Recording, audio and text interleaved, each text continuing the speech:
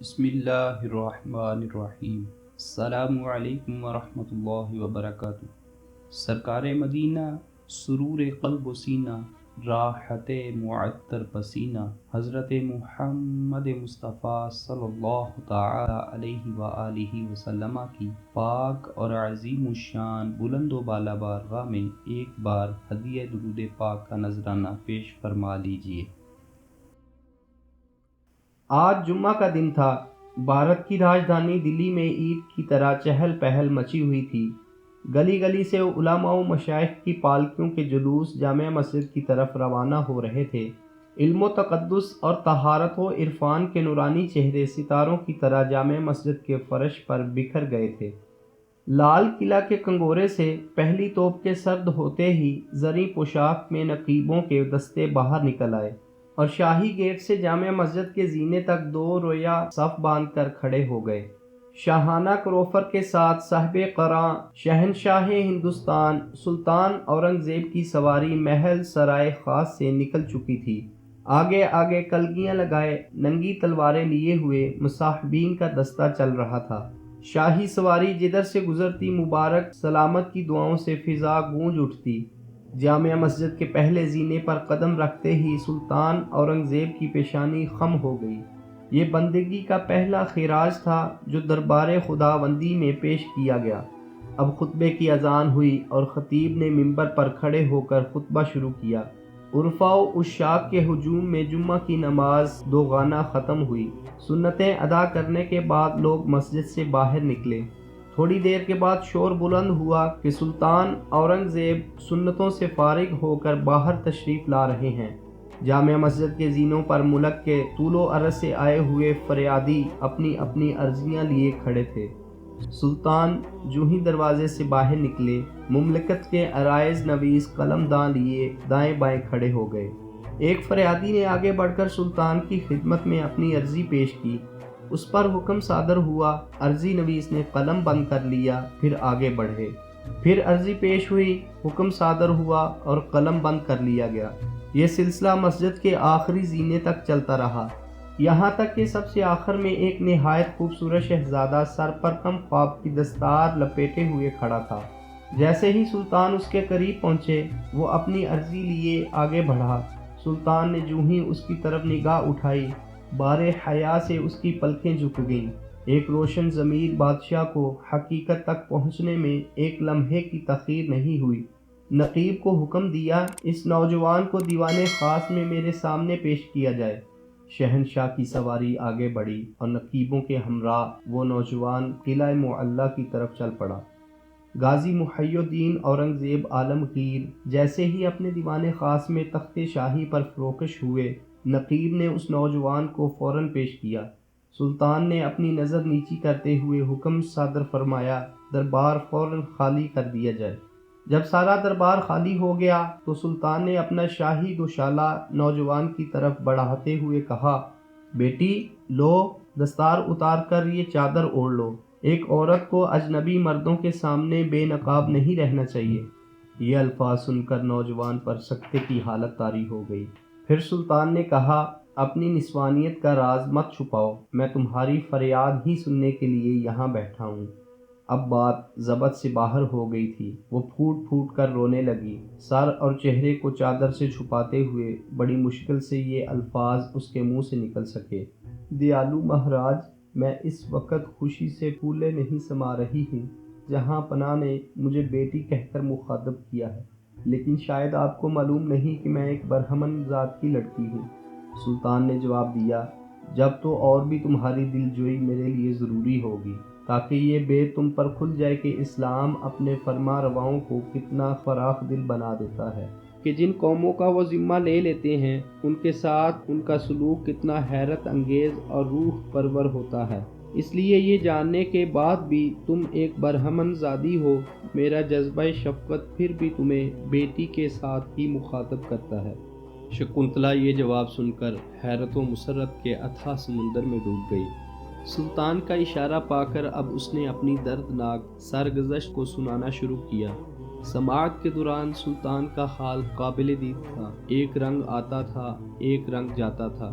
کبھی پلکیں بھیگ جاتی، کبھی فرط غم سے چہرہ سرخ ہو جاتا۔ اسی حال اضطراب میں کہانی تمام ہوئی۔ جب وہ اپنا بیان ختم کر چکی تو سلطان نے حکم سنایا، 1 مہینے کی مہلت میں اب چند دن ہی باقی رہ گئے ہیں، تم فوراً اپنے مستقر پر واپس لوٹ جاؤ اور اپنے والدین سے کہہ دو کہ فوراً تمہاری ڈولی کا انتظام کریں۔ یہ حکم سن کر شکنتلا کے سارے ارمانوں کا خون ہو گیا، اس کے پاؤں کے نیچے سے زمین نکل گئی۔ وہ چادر کے ایک کونے میں اپنی آنکھوں کے آنسو جذب کرتے ہوئے الٹے پاؤں واپس ہو گئی۔ نقیبوں کا ہجوم دیوان خاص کے باہر کھڑا تھا، ہاتھوں ہاتھ اسے قلعہ معلیٰ تک پہنچا دیا۔ سیدھے وہ سرائے واپس پہنچی، اپنا گھوڑا لیا اور بنارس کی طرف روانہ ہو گئی۔ راستے پر ناکامی کی چوٹ اسے ستاتی رہی، بار بار وہ یہی سوچتی کہ بادشاہ نے اس کے ساتھ انصاف نہیں کیا۔ پھر کبھی خیال آتا کہ بادشاہ کے منہ سے بیٹی کا خطاب معمولی چیز نہیں ہے، وہ ضرور اس کا حق ادا کرے گا۔ ماں باپ نہایت بے تابی کے ساتھ شکنتلا کا انتظار کر رہے تھے۔ جیسے ہی اس کے گھوڑے کی ٹاپوں کی آواز کانوں میں آئی، ماں خوشی سے چیخ اٹھی، شکنتلا آ گئی! بیٹی کو بخیر و عافیت دیکھ کر ماں باپ کی خوشی کی کوئی انتہا نہیں تھی۔ یقین تھا کہ شکنتلا کا یہ گمنام سفر کچھ نہ کچھ ضرور رنگ لائے گا۔ رات کے وقت ماں نے شکنتلا کے سر پر ہاتھ پھیرتے ہوئے دریافت کیا، بیٹی تو اتنے دن تک کہاں تھی؟ اب تو بتا دیں کہ مہم سر انجام دے کر لوٹی ہے۔ مدت مقررہ میں اب 2 ہی روز کا وقفہ رہ گیا ہے، معلوم نہیں ہم لوگوں کا کیا انجام ہوگا۔ ماں کی آواز میں اتنی دردناک مایوسی تھی کہ شکنتلا کا دل بھر آیا۔ ناکامی کی چوٹ ابھر آئی، بے اختیار رونے لگی۔ ماں نے فرط محبت میں بیٹی کو سینے سے لگا لیا۔ تھوڑی دیر کے بعد شکنتلا نے ٹھنڈی آہ بھرتے ہوئے کہا، میں دلی گئی تھی، شہنشاہ کے حضور میں اپنی فریاد پیش کی، لیکن افسوس کہ وہاں بھی میری فریاد رائیگاں گئی۔ انہوں نے حکم دیا ہے کہ ڈولہ سجا کر کوتوال کے دروازے تک پہنچا دیا جائے۔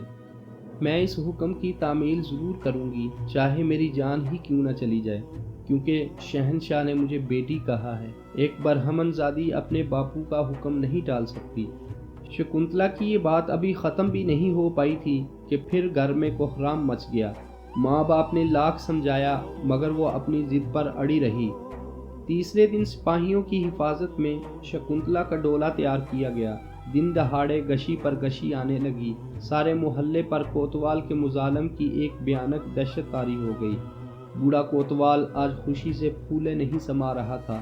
ایک ملکہ حسن آج اس کے گھر دلہن بن کر آ رہی تھی۔ بالوں میں خضاب، آنکھوں میں سرما لگائے، سر سے پا تک چھبیلا بنا ہوا تھا، جیسے بڑھاپے میں عہد شباب پلٹ کر آ گیا ہو۔ شکنتلا کے ڈولے کے ارد گرد شہر کے بھکاریوں کا ہجوم اکٹھا ہو گیا تھا اور انہیں پیسے لٹائے جا رہے تھے۔ ساری راہ گزر پر تماشائیوں کے ٹھٹ لگے ہوئے تھے، لیکن کوتوال کے قہر کے آگے کوئی چوں نہیں کر سکتا تھا۔ اب شکنتلا کا ڈولہ کوتوالی کے قریب پہنچ رہا تھا۔ ایک سپاہی نے دوڑ کر کوتوال کو اطلاع دی، سرکار، ڈولہ اب بہت قریب آ گیا ہے، بس چند قدم کے فاصلے پر ہے۔ کوتوال نے اپنی کھڑی مونچھوں پر ہاتھ پھیرتے ہوئے کہا، ڈولہ اس وقت تک دروازے پر نہ لگایا جائے جب تک کہ میں اپنے ہاتھوں سے خیرات نہ تقسیم کر لوں۔ اب ڈولہ دروازے کے قریب پہنچ چکا تھا۔ کوتوال شاہانہ تزک و احتشام کے ساتھ باہر نکلا اور اپنے دونوں ہاتھوں سے بے دریغ پیسے لٹانے لگا۔ بنارس کے بھکاریوں میں ایک لوٹ مچ گئی۔ مبارک سلامت کے شور میں کوتوال کا حاکمانہ غرور انگڑائی لے کر جاگ اٹھا۔ جیسے ہی وہ پیسے لٹا کر ڈولے کی طرف بڑھنا چاہتا تھا کہ ایک بڈھے فقیر نے اس کے سامنے ہاتھ پھیلاتے ہوئے کہا، سرکار کا اقبال سلامت، مجھے بھی کچھ بخشش ملے۔ کوتوال نے پر بدل کر جواب دیا، زمین پر یہ گرے پیسے تجھے نظر نہیں آتے؟ اٹھا لے انہیں، تیرا دامن بھر جائے گا۔ بوڑھے نے پھر خوشامد کرتے ہوئے اصرار کیا، نہیں سرکار، زمین کے گرے ہوئے پیسے میں نہیں لوں گا، میں تو یہ ارمان لے کر آیا ہوں کہ سرکار ہی کے مبارک ہاتھوں سے کچھ خیرات لوں گا۔ بوڑھے کے بہیم اصرار سے مجبور ہو کر کوتوال نے جھنجھلاتے ہوئے کہا، اچھا لے، نہیں مانتا ہے تو لے۔ یہ کہتے ہوئے جوں ہی اس نے پیسے دینے کے لیے ہاتھ بڑھائے، بڈھے فقیر نے اپنا میلا کچیلا لباس اتار کر پھینک دیا۔ اب جو نظر اٹھی تو سامنے شہنشاہ اورنگزیب کھڑے تھے۔ کوتوال خوف سے کانپنے لگا۔ دہشت کے مارے سارے جسم کا خون سوکھ گیا، چہرے پر سیاہی چھا گئی۔ بت کی طرح بے حس و حرکت کھڑا تھا کہ غصے سے کانپتے ہوئے شہنشاہ نے کہا، کیوں بے ننگ اسلام، اسی کرتوت کے لیے تجھے بنارس بھیجا گیا تھا کہ دن دہاڑے میری رعایا کا خون کرتے ہوئے تجھے ذرا بھی شرم نہیں آئی؟ ایک ہولناک قہر و ظلم کا یہ تماشا رچاتے ہوئے تجھے اس کا بھی خیال نہیں آیا کہ حق کے مقابلے میں اورنگزیب کی تلوار اپنے اور بیگانے کا کوئی امتیاز روا نہیں رکھتی؟ کیا تجھے یہ بھی معلوم نہ تھا کہ یہ سارا ہندوستان اسلام کی پناہ میں ہے؟ یہاں کے اقوام کی عزت و آبرو اور جان و مال کا تحفظ ایک مسلمان کا سب سے مقدس فریضہ ہے۔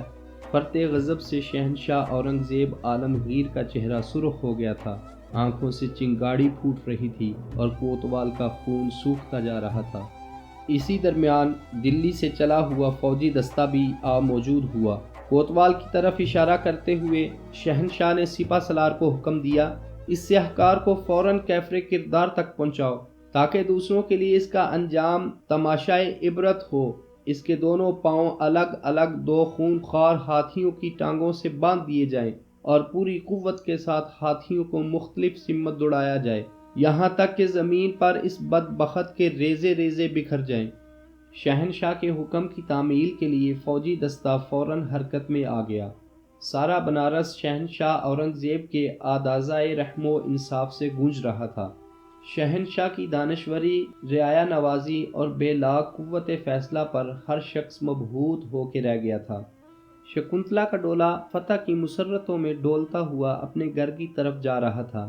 بجلی کی طرح شہنشاہ اورنگزیب کے فیصلے کی خبر سارے شہر میں پھیل گئی۔ واقعہ کی اطلاع پاتے ہی شکنتلا کے ماں باپ خوشی سے پاگل ہو گئے۔ شکنتلا اپنے گھر جیسے ہی پہنچی، شہنشاہ اپنی بیٹی کے گھر تشریف لائے اور فرمایا، پیاس کی شدت سے بے تاب ہوں، سب سے پہلے مجھے پانی پلایا جائے۔ میں اس دن سے پیاسا ہوں جس دن شکنتلا نے میرے حضور میں اپنی فریاد پیش کی۔ اسی دن میں نے اپنے خدا سے عہد کر لیا تھا کہ جب تک میں ایک مظلوم برہمن کے ساتھ انصاف نہیں کر لوں گا، اپنے حلق کے نیچے پانی کا ایک قطرہ نہیں اتاروں گا۔ شکنتلا نے دوشالے سے اپنا منہ چھپاتے ہوئے کہا، بھارت کے سوامی، مجھے پورا وشواس تھا کہ جسے آپ نے اپنی بیٹی کہا ہے اس کی لجا بچانے ضرور آؤ گے۔ اپنی محبوب رعایا کے ساتھ یہ انیائے تم سے ہرگز دیکھا نہ جائے گا، اسی لیے میں نے اپنی زمین میں ایک چبوترا پہلے ہی بنا دیا تھا تاکہ ہمارے شہنشاہ کو نماز پڑھنے کے لیے کوئی جگہ تلاش نہ کرنی پڑے۔ اسی چبوترے پر پانی اور بھوجن کا بھی انتظام ہے۔ حضرت اورنگزیب نے پہلے وضو کر کے شکرانے کی 2 رکعت نماز ادا کی، اس کے بعد کچھ کھانا تناول فرمایا اور پانی کے چند گھونٹ پی کر جو ہی واپس ہونا چاہتے تھے کہ پنڈت لالا رام ہاتھ جوڑ کر کھڑے ہو گئے۔ جہاں پناہ، جس بھومی کو آپ نے اپنے سجدوں سے پوتر بنا دیا ہے، اب ہم اسے کسی دوسرے کام میں استعمال نہیں کر سکتے، اس لیے ہم اپنے دل کی اتھاہ گہرائی سے اس زمین کو مسجد کے لیے وقف کرتے ہیں۔ شہنشاہ نے اس کے اس اعلان کا شکریہ ادا کرتے ہوئے ایک تانبے کے پتھر پر یہ تحریر لکھ کر دے دی کہ اس مسجد کے متولی ہمیشہ اسی خاندان کے لوگ رہیں گے۔ چنانچہ وہ مسجد آج بھی گنگا کے کنارے کھڑی ہے اور اس کا نام دہریرہ کی مسجد ہے۔ سید العلماء حضرت مولانا سید شاہ آل مصطفیٰ صاحب قادری دامت برکاتہم العالیہ نے تانبے کے پتھر پر حضرت اورنگزیب کا وہ تاریخی دستاویز بچشم خود ملاحظہ فرمایا ہے، آج بھی اسی خاندان کا شخص اس مسجد کا متولی ہے۔ ایسی مزید سچی اور حقیقت پر مبنی داستان سننے کے لیے ہمارے اس چینل کو سبسکرائب کیجیے، لائک کیجیے اور کومنٹ باکس میں اپنے خیالات کا اظہار کیجیے۔ ویڈیو پسند آئے تو اپنے دوست احباب کے ساتھ لازمی شیئر کیجیے۔ جزاکم اللہ تعالی فی الدارین و احسن جزا۔